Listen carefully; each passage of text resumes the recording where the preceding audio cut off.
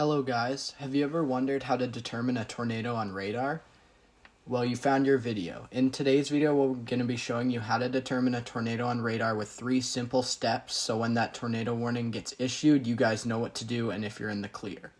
First, we are going to be going over reflectivity.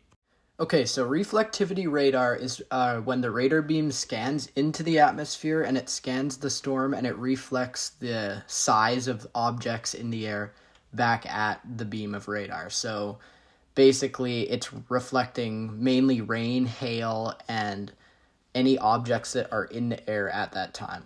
So basically the deeper the color, so if you can see right below Nashville, there's that ball with purple in it. That's very heavy things in the atmosphere. So if you're trying to read a tornado on radar, you're going to be seeing that hook shape appendage. That usually indicates strong rotation and possibly a tornado trying to form. Another sign of a tornado on reflectivity could be that deep color in the middle of the hook.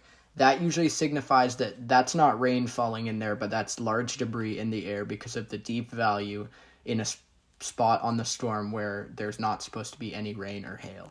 Usually, though, debris balls are only visible on the strongest of tornadoes, so the most accurate radar presentation of a tornado on reflectivity is usually that hook-shaped appendage with a clear inflow slot, which is that clear area on the storm right in between the rain and hail and the tornado. The second method we're going to be going over is velocity. Okay, so for our velocity example, we are going to be using the Wellfleet, Nebraska EF2 from 2025. So as you can see, the velocity on radar is direction of wind. So it's going to be showing the green is going towards the radar and the red is going away from the radar. So how you would determine a tornado on velocity is looking for that tight couplet like you see on the bottom left side of the screen. The brighter colors, sometimes it's darker depending on which way the radar is facing, is showing you where the strongest level of winds are. So usually, especially on this app that I'm using called RadarScope, you can determine the strength of the winds going in each direction by when they come together in that tight couplet. You can press on it and it usually gives you an accurate measurement of the wind speeds in that area. So for this specific example, the radar beam would be located to the southwest because right where those couplets meet is usually direction of where the radar beam is. So here it would likely be located to the southwest or the northeast, and it cuts that couplet in half, and when you see those tight winds coming together like that with stronger values, that usually indicates a tornado. Okay, and for our last method, we're going to be looking at the CC. Okay, so for the example of the correlation coefficient, we're going to be using the Plevna, Kansas EF3 tornado from last year.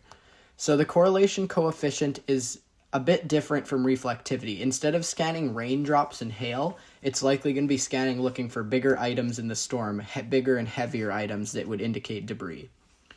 So there's certain values on the correlation coefficient.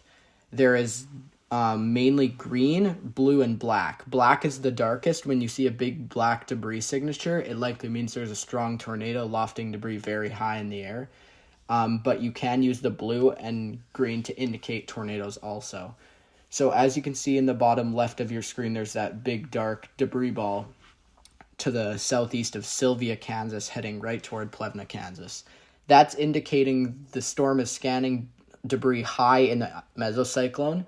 So it's scanning high up in the storm and indicating that there's large objects that shouldn't be in the air rotating in the air.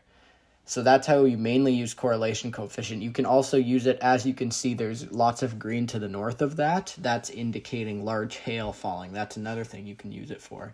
But when you see that correlation coefficient matching up with that hook on radar, and especially matching up with that velocity couplet on radar, it likely means you're dealing with a tornado.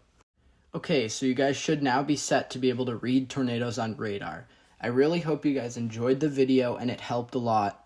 And hopefully it will help you in the future to identify tornadoes and when you're in the clear or when you need to take shelter.